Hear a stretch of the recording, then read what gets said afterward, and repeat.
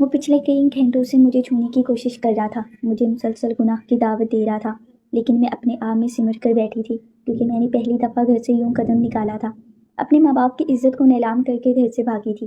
میں یہ سب کچھ نہیں کرنا چاہتی تھی، مجھے اس طرح کے کاموں کا کوئی خاص پتہ نہیں تھا، لیکن وہ میری عزت کا محافظ بننے کی بجائے مجھے گناہ پر اکسا رہا تھا۔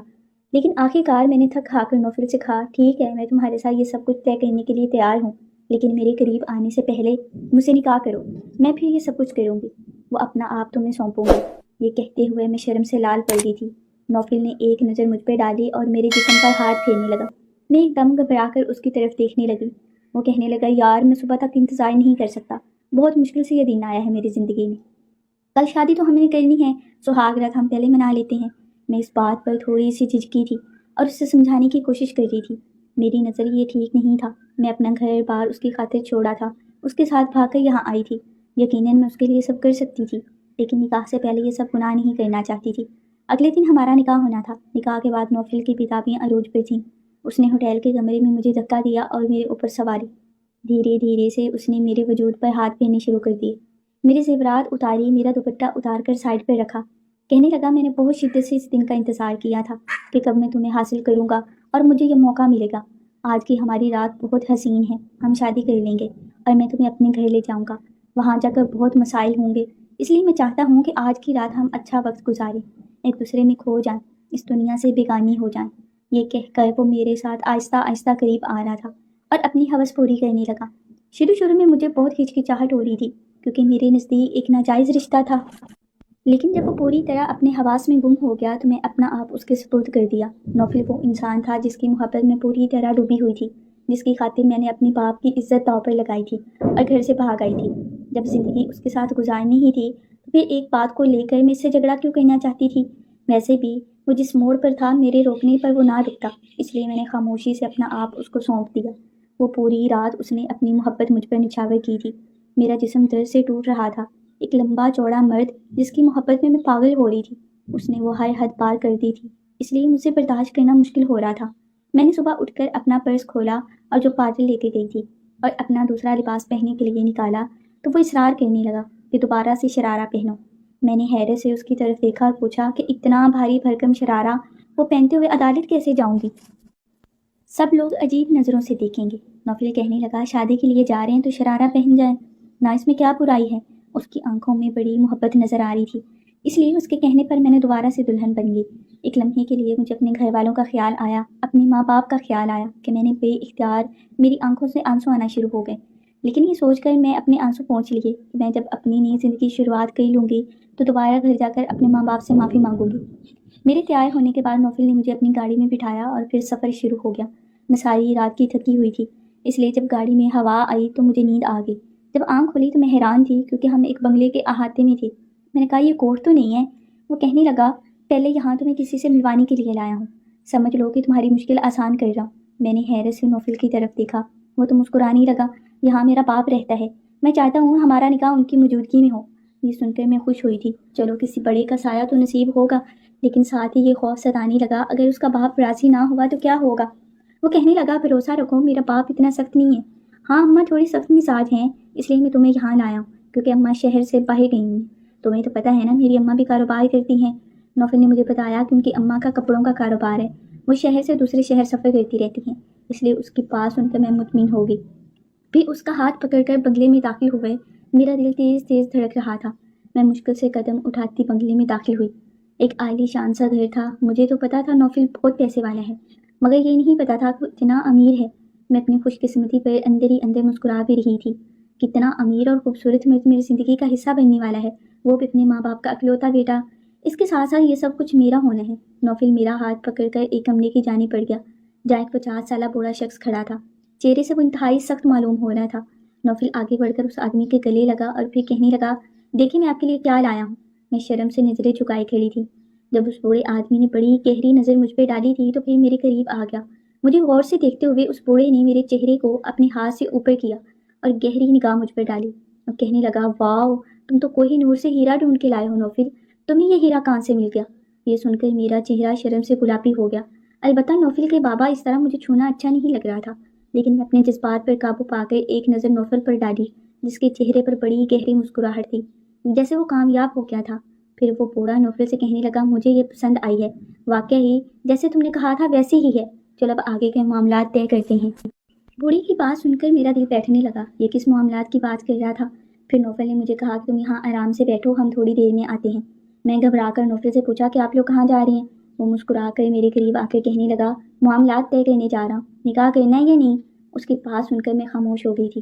اب مجھے سمجھ آیا تھا کہ اس کے بابا کون سے معاملات طے کر رہے تھے۔ میں سکون سے بستر پہ بیٹھ گئی۔ مجھے اب اس کا انتظار تھا جب میرا اور نوفل کا باقاعدہ نکاح ہونا تھا اور میری محبت میرے نام ہو جانی تھی اور ہمیشہ میری گود میں آ جانی تھی۔ لیکن مجھے بیٹھے بیٹھے کوئی گھنٹہ گزر گیا تھا اور نوفل لوٹ کے نہیں آیا تھا۔ مجھے بیٹھے گھنٹہ گزرا اور اب مجھے شدید کوفت ہونے لگی تھی۔ میں نے سوچا کمرے سے باہر نکل کر دیکھوں، لیکن پھر یہ بات مجھے مناسب نہیں لگی تھی کہ نوفل کے بابا میرے بارے میں کیا سوچیں گے، اس لیے اپنی جگہ پر بیٹھی رہی۔ اور پھر 2 گھنٹے بعد نوفل کے بابا کمرے میں آئے۔ ان کو دیکھتے ہی میں کھڑی ہو گئی۔ وہ مسکرا کر کہنے لگے بیٹھ جاؤ، اتنا پریشان ہونے کی ضرورت نہیں ہے، اب اسے اپنا ہی گھر سمجھو، بلکہ یہ اب سے تمہارا ہی گھر ہے۔ یہ بات سن کر میں بہت خوش ہوئی تھی کہ بیٹھی بٹھائی میں لاکھوں کی مالک بن گئی تھی، اور یہ بات میرے لیے بہت خاص تھی۔ پھر میں نے نوفل کے اور اپنے نکاح کے بارے میں پوچھا تو وہ مسکرا کر کہنے لگے کہ نوفل تو معاملات طے کر کے جا چکا ہے، اور یہی بات نکاح کی تو اس کی کوئی خاص ضرورت نہیں ہے۔ نوفل کے بابا کی بات سن کر میں ایک دم سے اچھلی۔ میں نے کہا کہاں گیا ہے اور نکاح کی ضرورت کیوں نہیں ہے؟ میں تو یہاں نکاح کے لیے آئی تھی۔ وہ 50 سالہ بوڑھا جسے میں نوفل کا باپ سمجھ رہی تھی مسکراتے ہوئے میرے قریب آیا، اور پہلی بار مجھے اس کا اصلی چہرہ دکھائی دیا تھا جب اس نے بڑی تیزی سے میرا گھونگھٹ دور پھینکا اور مجھے اپنے بازوؤں میں جکڑ کے کہنے لگا کل رات تم نوفل کے ساتھ گزار چکی ہو نا، نکاح کے بعد ایسے کر رہی ہو جیسے بڑی پاک صاف اور نیک ہو۔ میں نوفل کی فطرت سے اچھی طرح واقف ہوں، وہ کسی بھی لڑکی پر ہاتھ صاف کیے بغیر اسے یاد نہیں لاتا۔ مجھے اچھی طرح معلوم ہے کہ کل رات ان دونوں کے درمیان جو کچھ بھی ہوا ہے، مجھ پر بوڑھے کو ہرگز رحم نہیں آیا۔ ایک بدکار انسان تھا جس نے اتنی بڑی قیمت دے کر خریدا تھا، پھر وہ مجھ پر کیسے رحم کرتا؟ اس نے اپنی قیمت وصول کرنی تھی اور میرے ساتھ زبردستی کرنے لگا، اپنی ہوس مٹانے لگا، اور جب میں اس کے قابو نہ آئی تو اس نے فون کر کے کسی کو کمرے میں بلایا۔ یہ دیکھ کر میری جان نکل گئی تھی کہ تھوڑی ہی دیر بعد کمرے کے اندر ایک لمبا چوڑا پٹھان داخل ہوا۔ وہ بوڑھا سے کہنے لگا یہ چھوکری میرے قابو سے باہر ہے، چل اگر میری مدد کر۔ اگر میں شرم سے ڈوب گئی تھی کیونکہ اس وقت میں نیم برہنہ حالت میں اپنے بستر پر موجود تھی۔ وہ حالت ناقابل بیان تھی۔ میرا دل چاہ رہا تھا کہ زمین پھٹے اور میں اس میں سما جاؤں۔ پھر دیکھتے ہی دیکھتے اس پٹھان نے میرے ہاتھ پاؤں کو رسیوں سے باندھ دیا۔ میرے دونوں ہاتھ بستر کے دونوں کونوں سے باندھ دیے تھے۔ میں خود کو بے بس محسوس کر رہی تھی۔ میرے پاس کوئی ایسا حل نہیں تھا جس سے میں خود کو بچا سکتی، البتہ میں نے اپنی آنکھیں بند کر لی تھی۔ آنکھیں بند کرتے ہی مجھے اپنے باپ کا اور ماں کا چہرہ دکھائی دیا، اور پہلی بار احساس ہوا کہ اپنے ماں باپ کے گھر میں کس قدر محفوظ تھی۔ انہوں نے مجھے کتنی محبت اور عزت سے رکھا تھا اور میں ان کی عزت کو نیلام کر دیا تھا۔ تھوڑی دیر بعد وہ پٹھان نوکر کمرے سے چلا گیا۔ بوڑھے نے مجھ سے اپنی تمام خواہشات پوری کی، ان کی اپنی ہوس مٹھائی۔ اب میں اپنے ہاتھوں کو دھکیل بھی نہیں سکتی تھی کیونکہ میرے ہاتھ تو بندھے ہوئے تھے۔ کافی دیر بعد وہی پٹھان کمرے میں آیا۔ اس نے مجھے کھول کر میرے پورے وجود پر چادر ڈال دی اور پھر مجھے گھسیٹتا ہوا نیچے تہہ خانے کی طرف لے کر گیا۔ پھر جیسے ہی اس تہہ خانے کا دروازہ کھلا تو میری چینخیں نکل گئی، کیونکہ وہاں میری جیسی 10 لڑکیاں پہلے موجود تھیں اور ان کی حالت بتا رہی تھی ان کے ساتھ بھی وہی سب کچھ ہوتا تھا جو میرے ساتھ ہوا ہے۔ وہ پٹھان مجھے ان لڑکیوں کے ساتھ باندھ کر چلا گیا اور لڑکیاں مجھے دیکھ کر میرے بارے میں پوچھنے لگی۔ پھر پتہ چلا کہ ہم سب کو دھوکہ دینے والا انسان ایک ہی تھا، اور وہ نوفل تھا، جس کے نام بدل کر اپنی خوبصورتی دکھا دکھا کر پیسہ دکھا کر سب لڑکیوں کو اس حالت تک پہنچایا تھا۔ اس وقت مجھے اس بات کا بڑا افسوس تھا کہ لالچ میں اگر میں اپنی پوری زندگی برباد کر ڈالی تھی۔ ان سب لڑکیوں کی بھی کہانی کچھ ملتی جلتی تھی۔ دراصل میرے والدین بہت نیک اور شریف تھے، انہوں نے میرا رشتہ اپنے جیسے شریف خاندان میں طے کیا تھا، لیکن اس لڑکے کی کمائی اتنی زیادہ نہیں تھی کہ میری عیاشیاں پوری ہو سکتی۔ اس بات پر مجھے اعتراض تھا کہ میری زندگی میں نوفل پھر آیا جو مجھ سے بہت زیادہ پیسہ لٹاتا تھا۔ اس نے میرے کالج کے باہر دیکھ کر مجھے پسند کیا تھا اور وہیں سے ہمارے تعلقات بڑھتے چلے گئے۔ وہ میری ہر بات پوری کرتا، اور پھر جب اس نے مجھ سے شادی کی بات کی تو میں اس کے ساتھ گھر چھوڑ کر اپنے ماں باپ کی دہلیز پار کر کر نکل آئی تھی، کیونکہ نوفل نے مجھ سے کہا تھا کہ اس کے ماں باپ سخت ہیں، وہ غریب گھرانے کی لڑکی کے ساتھ شادی نہیں کریں گے، اس لیے تم میرے ساتھ گھر سے بھاگ جاؤ۔ میں لالچ میں اندھی ہو کر آج اس کال کوٹڑی میں بند تھی، لیکن جتنا پیسہ اس نے مجھ پر خرچ کیا تھا اس سے دگنا اس بوڑھے سے وصول کر چکا تھا۔ میری آنکھیں بہت دیر سے کھلی تھی۔ جب پانی سر کے اوپر سے گزر چکا تھا، ان سب لڑکیوں کو اس بات کا بڑا افسوس تھا کہ نوفل کے بہکاوے میں آ کر انہوں نے اپنے ماں باپ کو دھوکہ دیا اور اس کی سزا بھگت رہی تھی۔ لیکن بات یہاں ختم نہیں ہوتی تھی، اس کے آگے جو بات تھی انہوں نے جو مجھے بتائی یہ سن کے میرے رونگٹے کھڑے ہو گئے۔ وہ کہنے لگے یہاں ہر رات ایک گاہک آتا ہے جو ہم لڑکیوں میں سے کسی ایک کو پسند کر لیتا ہے اور پھر اسے ایک رات کے لیے ساتھ لے جاتا ہے۔ ہم شریف گھرانوں سے نکل کر ایک جسم فروشوں میں شامل ہو چکی تھیں۔ بس ہم کسی کوٹھی پر نہیں تھیں بلکہ اس قید خانے میں تھیں جہاں سے ہماری بولی لگائی جاتی تھی اور ہمیں ایک رات کے لیے بھیج دیا جاتا تھا۔ یہ سب سن کر میرے اوسان فتح ہو گئے تھے۔ میں گندگی کی اس ڈھیر میں نہیں رہ سکتی تھی۔ میں جیسی بھی تھی لیکن یہ اس گناہ بھری زندگی میں رہنا میرے لیے عذاب سے کم نہیں تھا۔ میں نے ان لڑکیوں سے کہا تھا کہ یہاں سے فرار ہونے کی کوشش کیوں نہیں کرتی تھی۔ وہ کہنے لگی اس پورے بنگلے پر ایک پٹھان گارڈ ہے لیکن یہ ایک ہی دس کے برابر ہے۔ یہ ہم پر ایسی کڑی نظر رکھتا ہے کہ کوئی یہاں سے ہل نہیں سکتا۔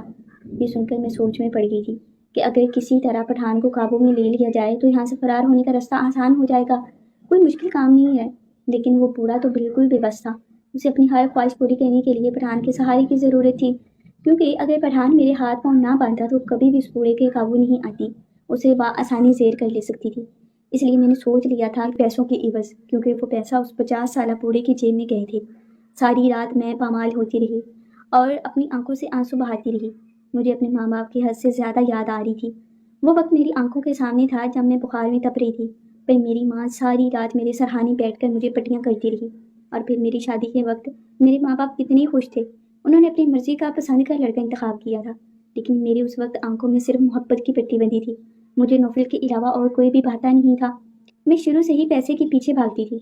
میری لالچی طبیعت کی وجہ سے اور میری اندھی محبت نے مجھے یہاں تک پہنچا دیا تھا، کیونکہ مڈل کلاس لوگوں کی خواہشیں ہمیشہ ادھوری رہ جاتی ہیں۔ لیکن میں نے اپنے خوابوں کی قیمت جو چکائی تھی وہ میرے لیے بہت بھاری تھی۔ میں نے لالچ میں جو قدم اٹھایا تھا اس کی سزا میں آج بھگت رہی تھی۔ اس نے مجھے اس مقام پر پہنچا دیا تھا کہ میرے پاس اپنی عزت گنوانے کے علاوہ اور کوئی رستہ نہیں تھا۔ صبح کے وقت مجھے وہ آدمی واپس چھوڑ کر گیا۔ اگلی رات میرا پھر سے سودا ہوا تھا۔ دراصل وہاں ساری لڑکیوں میں سب سے زیادہ خوبصورت میں تھی۔ تبھی بوڑھے نے مجھے ہی کوہ نور کہا تھا اور میری اتنی بڑی قیمت ادا کی تھی۔ آنے والا ہر گاہک میری قیمت لگا کے لے جاتا اور پھر میری عزت کو رون کر مجھے واپس اس کال کوٹری میں بند کر دیتا۔ اگلی رات جب اس آدمی نے مجھے بنگلے میں چھوڑا، اس وقت پٹھان چوکیدار کی آنکھ لگ گئی تھی۔ وہ سو رہا تھا۔ وہ سمجھا کہ میں اندر چلی گئی ہوں، لیکن میں وہی دروازے کے پاس چھپ گئی اور بس اسی کا فائدہ اٹھا کر میں وہاں سے بھاگ نکلی۔ میری قسمت اچھی تھی کہ مجھے شہر جانے والی گاڑی مل گئی اور میں کچھ ہی دیر میں شہر پہنچ چکی تھی۔ مجھے گھر واپس جانا تھا، لیکن میرے قدموں میں اتنی جان نہیں تھی کہ میں کیسے اپنے ماں باپ کا سامنا کرتی، لیکن میں خود کو مزید برباد نہیں کرنا چاہتی تھی۔ میں جب گھر آئی تو میرا بھائی کمرے سے باہر نکلا۔ وہ شدید غصے میں میری طرف لپکا بیسٹ اردو اور ابا سے کہانیوں کہنے کے لگا یہ لیے بذات ہمارے شادی چینل کو والے دن بھاگ گئی سبسکرائب تھی کریں اور آپ اور اسے بیل کیسے سینے سے آئیکن کو لگا رہے ہیں۔ دبائیں ابا تاکہ کہنے لگے ہماری میری آنے بیٹی ہے، والی میرا ویڈیو خون ہے، سب سے میں اسے پہلے دھتکار آپ نہیں تک سکتا۔ پہنچے۔ زمانے کی ٹھوکریں کھا کر واپس آئی ہے، میں ہی اسے اپناؤں گا۔ میرے ابا نے مجھے احساس دلایا کہ ماں باپ کی جگہ کوئی بھی نہیں لے سکتا، جو مرضی ہو جائے۔ اب مجھے جینے کا حوصلہ پیدا ہوا تھا، کیونکہ میرے باپ نے مجھ سے چھت نہیں چھینی تھی، لیکن میرا بھائی مجھے دیکھ کر ہر ٹائم اس کے سر پر خون سوار ہونے لگتا۔ بھابھی بھی مجھے دیکھتی تو 100 تانے مارتی، لیکن اماں ابا مجھے اپنے آنچل میں چھپا لیا تھا۔ آہستہ آہستہ وقت گزرتا گیا، پھر بھائی بھابھی کو لے کر الگ ہو گیا تھا کہ وہ جب بھی میری شکل دیکھتے تو ان کو اپنے آپ پر کنٹرول نہیں رہتا تھا۔ میرے ماں باپ نے 1-2 بچوں کے باپ کے ساتھ میرا نکاح کر دیا، کیونکہ اس کی بیوی مر چکی تھی، لیکن میرے ماں باپ نے سب کچھ اس کو سچ بتایا تھا۔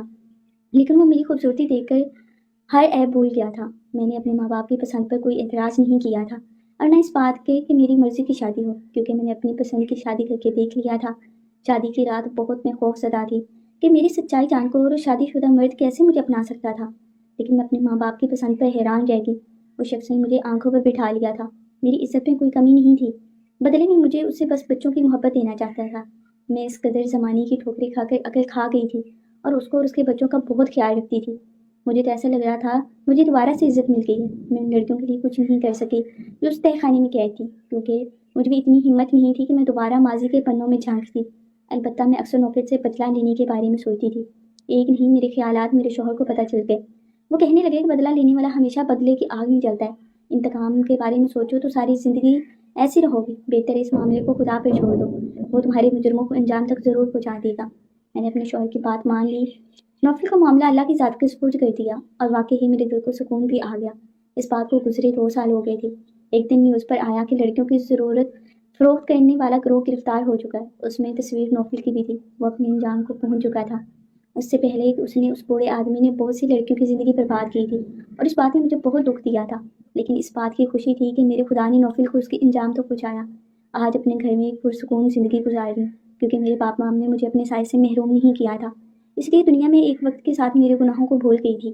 لیکن جو لڑکیاں اپنے ماں باپ کے ساتھ ایسا کرتی ہیں اور نادانی میں گھر کی دہلیز پار کرتی ہیں، میں ان کو یہی مشورہ دینا چاہتی ہوں کہ ماں باپ جیسا سایہ کہیں بھی نہیں ملتا، اور نادانی میں اور محبت میں اندھی ہو کر کبھی بھی اپنے ماں باپ کے اعتماد کو ٹھیس مت پہنچائیں، کیونکہ یہ دنیا بھیڑیوں سے بھری پڑی ہے۔ آپ ذرا بھی باہر قدم نکالو گے تو یہ بھیڑیے آپ کو نوچ کھائیں گے، اس لیے آپ اپنے ماں باپ اور ان کی پسند پر اعتماد کریں تو زیادہ اچھا ہے۔